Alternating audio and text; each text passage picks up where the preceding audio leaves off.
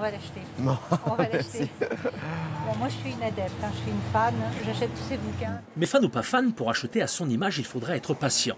Pour l'heure, le seul exemplaire disponible, c'est celui de l'auteur. Le roman de Jérôme Ferrari ne sort que mercredi prochain. La publication d'un nouveau livre, c'est toujours un peu particulier pour un écrivain. Mais pas pour Ferrari. Plutôt que de stresser, il préfère flâner dans les rayonnages pour jeter un œil sur le reste de la rentrée littéraire.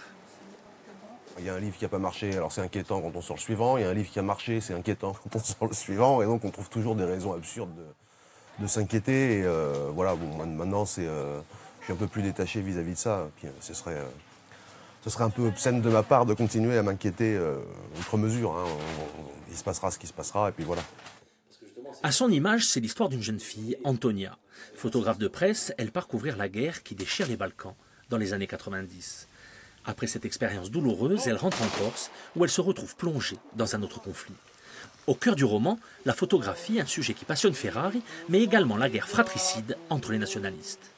Je savais que ça allait se passer pendant le conflit d'ex-Yougoslavie, et c'est juste quelques années, ça commence quelques années avant les scissions nationalistes, et ces scissions, c'est pour moi un moment que j'ai sans doute du mal à quitter, et puis que je pense que j'en ai déjà parlé dans Balco Atlantico, mais je crois que c'est abordé de manière plus frontale dans ce roman-là, parce que maintenant je suis capable de le faire de manière plus frontale.